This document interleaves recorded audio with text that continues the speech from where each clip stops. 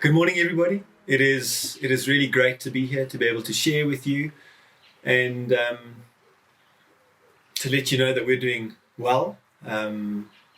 Managing with 4 little kids is not the easiest, but we're well, we're healthy, we're safe, and I hope the same is for you guys and your families. And it's crazy uncertain times we find ourselves in, don't we? But the church has been saying for ages that we're not a building, that we are not contained within 4 walls. So I kind of think that this is our moment, a time for us to shine, an opportunity to show that we extend beyond Sunday, beyond our groups, beyond our buildings, and provide hope, provide love, provide something, a perspective, an outlook that people are longing for. So it's an opportunity, and I'm reminded of conversation between Mordecai and Esther in Esther chapter 5 verses 14, and Mordecai is talking to Esther just before she goes in and talks to the king and asks for him to save her people, and he says to her, perhaps you were born for such a time as this. And I wonder if we can apply that to ourselves amongst everything that's going on. Perhaps we were born for such a time as this. Perhaps we were created for a season like this, where we can point people to hope, where we can be hope, where we can actually be light and salt. And so that encourages me. But things are challenging nonetheless. I was preparing for today, and all my devices have been taken, whether it be for Zoom, whether school apps or screens to do something else, watching Netflix or something. And I was relegated to the patio with my pen and my notebook, and so I planned for it with pen and notebook, and I suppose it's first world problems, privileged problems. But seriously, this can be a very difficult time for many, time full of anxiety, full of uncertainty, fear, practical worries, parents now needing to navigate having their kids at home, homeschooling, still having to work to earn a living. I've spoken to many parents this week who are trying to navigate this, the kids of theirs that I counsel, and then they're all saying it's difficult. It's hard to navigate what they have to do with their kids, having them in their space, doing what they need to do for their kids, but at the same time still working. So there are practical worries, challenges, and there are physical worries, and many of us have older parents or family who are sick, and it's a difficult time. This is real, and this can be scary. And that's okay. I think it's okay for us to say, I'm worried, I'm scared, I'm anxious. And I think we mustn't candy coat it and pretend it's not there. It is there. And it's okay to feel that way. And I think we need to free ourselves up to say, this is hard. And now more than ever, we need hope. I was walking the other day around the area, and I was just thinking to myself, how do people in times like these get through? For many of us, this is the first time. I've never been isolated, quarantined, locked down. I've never experienced anything like this. It's a first. How do people navigate these times when all they know is the life right here? All they can rely on is themselves, their money, their job, their business. What do they do when those things start to be shaken, when those things start to take hits, when those things start to become uncertain? What do they do? How do they remain hopeful when this in their hands is all they have? And it's times like these where I'm so thankful for my faith. It doesn't take away the reality, it doesn't take away the uncertainty. But what it does do is it provides an anchor for the uncertainties to be held in perspective. So whilst everything is going around and it feels like things are floating at times, my faith does provide an anchor that can hold those things in perspective. And hopefully for some people, they will also find it during this time. This uncertainty also allows us to have a window into what was happening and what was being felt 2,000 plus years ago, when the death of Jesus was imminent. The disciples, having walked, having talked, having loved, having learned from this man, this God incarnate, now came to a place where all they knew, all they thought they knew, would be tested. They had to wrestle with the idea of a post-Jesus world. So as we gear up for Easter, as we're experiencing uncertainty, let's look at something that was intended to fill people's hearts with fear. A symbol that stood for dominance, oppression, and the power of the Roman Empire. Let's look at the cross. As we gear up to Easter, let's focus on the cross this morning. The cross stood as a symbol of death and destruction until Jesus redeemed it into a symbol of hope, known worldwide, regardless of your faith, regardless of the level of your beliefs, what you believe, what you didn't believe. The cross is known worldwide. He turned this would-be bringer of death into a sign of hope, of forgiveness, of new life, of connection, of second chances. The cross was and is the mechanism used to bridge the gap between sin and God's eternal desire to re-establish connection and relationship with his people. It became a beacon of hope, and perhaps today it can awaken some more, much needed in our current state of lockdown and uncertainty. So we pick up the story with Jesus. He's been found guilty of nothing, and he's been sent to death, essentially by people who should know better, who knew best.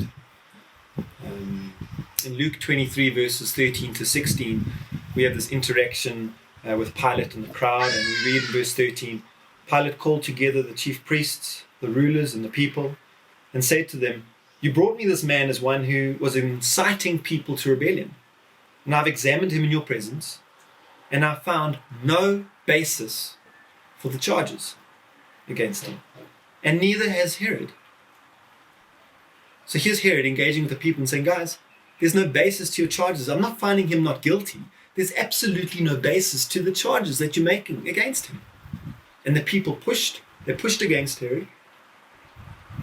And so to appease the masses, he handed Jesus over to them to be put to death, even though there was no basis to the charges.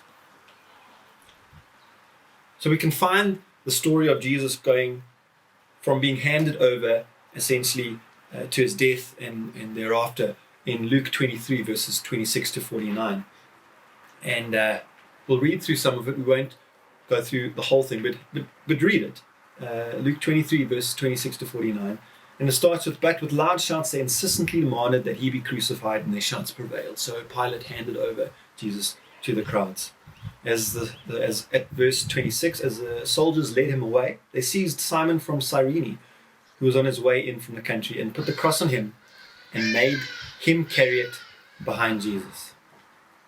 Then later on, verse 32, we hear about the two other men. Two other men, both criminals, were also led out to be executed. When they came to the place called the Skull, they crucified him there along with the criminals, one on his right and the other on his left. Jesus said, "Forgive them, for they do not know what they are doing." He was mocked by soldiers, and they sneered at him. They were sarcastic with him, saying, "Hey, if you're really God, save yourself." They put a sign above his head saying, "Jesus, King of the Jews." And then at verse 39, one of those criminals started to hurl insults at him and said, aren't you the Messiah? Save yourself and us." It's not the best way to ask for help by insulting somebody first. It doesn't usually help, and it didn't help in this situation. But the other criminal then rebuked him, and he said, "Don't you fear God? Since you are under the same sentence, we are being punished justly for getting what our deeds deserve. But this man has done nothing wrong." Then he said, "Jesus, remember me when you come into your kingdom." So here we have a criminal with absolutely nothing to lose and absolutely no indication that he had a connection with Jesus, a relationship with Jesus. We just know that criminal 1, criminal 2, and Jesus in the middle. And here we have this guy who's obviously heard stories, and he's rebuking his fellow criminal and saying, what are you doing? Stop it. He doesn't deserve to be here. We do. And in that moment, when he has nothing to leverage off of, nothing to hold on to, he turns to maybe his left or his right, and he says, Jesus, essentially, I acknowledge who you are. Won't you remember me? You are my last hope. You are all I have. And in that moment, we have Jesus turning to him and saying, truly, I tell you, today you will be with me in paradise. It was now about noon. Darkness came over the whole land until 3 in the afternoon, for the sun had stopped. The curtain in the temple was torn as two. There was a loud noise, an earthquake, and the centurion saying, surely this was the Son of God. And so we have this situation where this criminal has nothing. There's no hope. I'm very sorry for the hot he does. And he has nothing. And all he can do is he can hope in Jesus. C.S. Lewis has this wonderful quote, and he says, a man can no more diminish God's glory by refusing to worship him than a lunatic can put out the sun by scribbling the word darkness on the walls of his cell. It doesn't matter what the other criminal said. It doesn't matter that people don't want to worship God. We can no more diminish God's glory by refusing to do so than by writing words and expecting those to come true. A man with an argument will always lose to a man with experience, and you could have said anything you wanted to that criminal, but in that moment, when all he had was Jesus, and all he had was to reach out to Jesus, the only hope he had was found on that cross. You could have come with the best arguments in the world, but what he experienced that day was life-giving. This criminal experienced the pure hope that is available from the position of the cross. In spite of the pain, the rejection, the sins of the world that were weighing down on Jesus, Jesus was still able to instill hope and to calm the storm inside this man's mind. All from the cross. Apart from the cross, and Jesus' death being historically factual, the cross stood at the crossroads between what was and what was promised. But let's pause to look at the history. Because if we cannot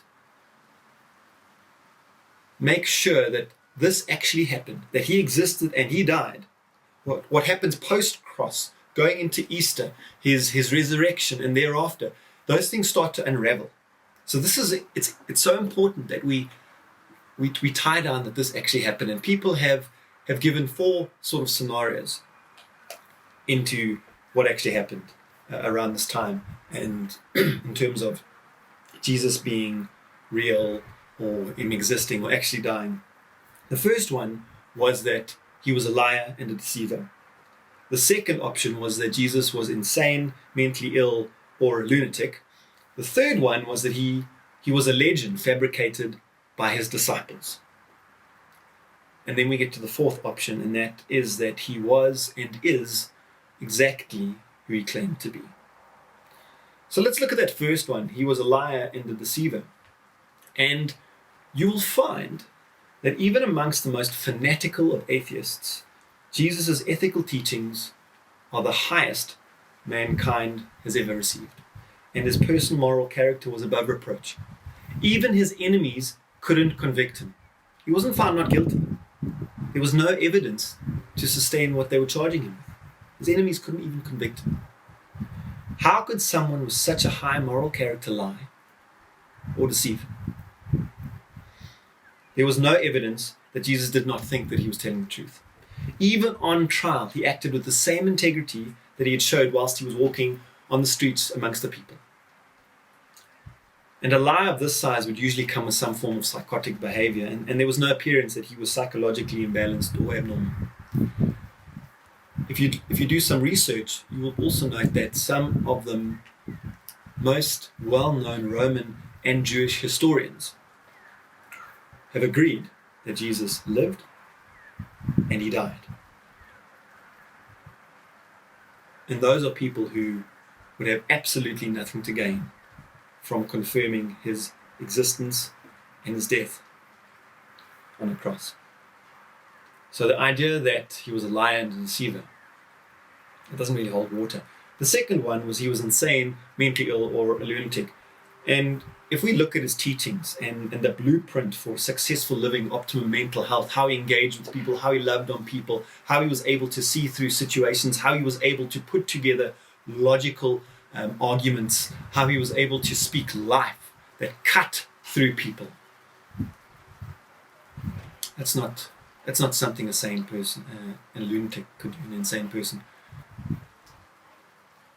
A person who was struggling psychologically would not have been able to provide what he provided as we read through the Gospels. The third one was that he was a legend fabricated by his disciples. Now this is probably the least credible, that the disciples invented him. They had no motive to do so, and they really didn't have the ability to create such an intricate, elaborate story. I mean, let's remember that they were normal, everyday folk. They weren't massively educated, and they didn't have anything to gain. They were just normal people, everyday people. And not just that, the story continued after the death and their persecution. More believers, more fighting back, more oppression. They continued to profess that Jesus was God, that he lived, that he died, and he rose again. All the while being burnt, being beheaded, jailed, stoned. All for a lie. Almost all died for their convictions. And I don't think I would go through what they went through for a story. Especially when you look at the changes in some of the people. You look at Peter denying Jesus, and then post-resurrection standing up at Pentecost and rebuking people. There's only one way to change that sort of character in a man, and that's for something to have happened. Look at Saul becoming Paul, having persecuted and killed people, being the project manager of the greatest killings of Christians, then becoming one of arguably the greatest believers. That doesn't happen because somebody made up a story. Their own Jewish moral code would have prevented such a massive deception. Their own beliefs would have prevented them from deifying a man, unless the resurrection had already proved beyond a shadow of a doubt that Jesus was exactly who he said he was. So if we go back and he wasn't a liar or a deceiver, he wasn't insane, mentally ill, or a lunatic, and he was not a legend fabricated by his disciples, then we are stuck with the last one, and that is, he is and was exactly who he claimed to be. C.S. Lewis has another great quote, and he says, "I'm ready to accept Jesus as a great moral teacher, but I don't accept his claim to be God." Lewis says that is one thing we must not say. A man who said the sort of things Jesus said would not be a great moral teacher. He would either be a lunatic on a level with a man who says he is a poached egg, or else he would be the devil of hell. You must make your choice. Either this man was and is the Son of God, or else a madman, or something else. You can shut him up for a fool, you can spit at him, you can kill him as a demon, or you can fall at his feet and call him Lord and God. But let us not come with any patronizing nonsense about his being a great human teacher. He has not left that open to us. He did not intend to. So historically, he existed. And I fully believe that case would stand up in court. It stands as a hope that this man, this carpenter, this son of David, the Savior would leave a mark on eternity in a way that would never be forgotten. we too have access to this hope. In these challenging times, much like that criminal, we can rely on the symbol to project us forward. When everything is going around, when there's uncertainty, when all we have, like that criminal, is this guy on our left. And like he reached over and found all the hope he could in Jesus, in that cross, I believe we can do the same. The cross would cause an impact, the ripples of which would go on for eternity. Our calendars are even divided by this. And not to be flippant about it, but perhaps looking at what Mordecai was saying to Esther, perhaps we were born for such a time as this. Perhaps this is a season where we get to reestablish and revisit why we're here, to solidify in our hearts who we are as the church. Perhaps we were born for such a time as this. Perhaps this is our time to shine. Perhaps this is a great opportunity to be able to gain some hope and to be able to provide that hope for other people, to extend that hope beyond the four walls of the church. Beyond Sunday. Perhaps BC can be before Corona, where you look back one day and say, before that time, I was something else. And during that time, God did a work in me. And I firmed up in me who I thought he was, what he's called me to be and do. Maybe this is a great season for us. If it stood then as a symbol of hope for a people living in uncertain times, I would encourage us to look at that very cross during these challenging times, this Easter, and ask, can this hope-giving symbol not be the difference again?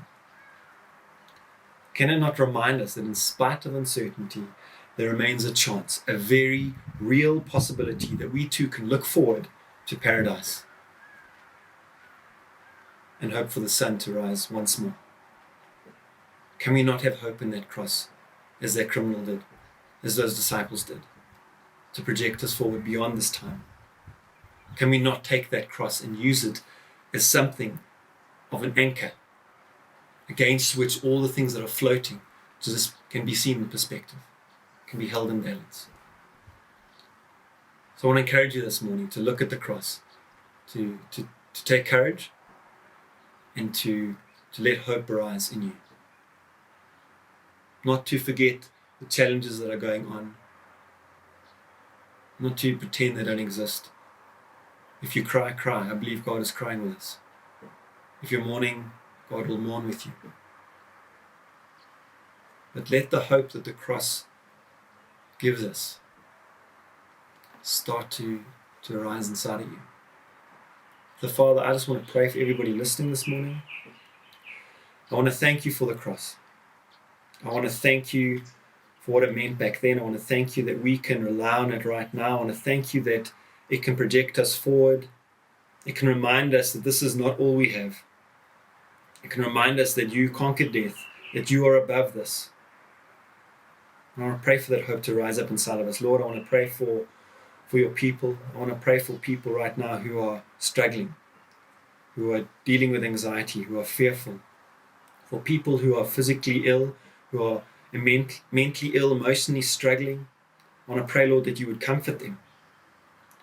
I want to pray for those people who are suffering with sickness right now, that you would heal them, that you would bring healing. Lord, that you would protect, that you would strengthen those people on the front lines who are helping us, protecting us, caring for us. I want to pray for your provision, Father, in these times of uncertainty. I want to pray, Lord, that you would create streams of revenue that we didn't know existed. I want to pray for ideas of doing things new, ideas that weren't there before. I want to pray for your people, that we would rise up, that we would see that we're born for such a time as this. I want to pray for your blessing over everybody listening this morning. Thank you, Lord. Thank you for listening. Have a great day. Be blessed. Have fun with your families.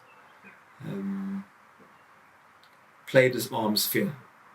And it's a great way to connect and bring balance to times of anxiety. So bless you guys. Have a wonderful Sunday. Keep well, stay safe, and we will chat soon. Cheers for now. Bye.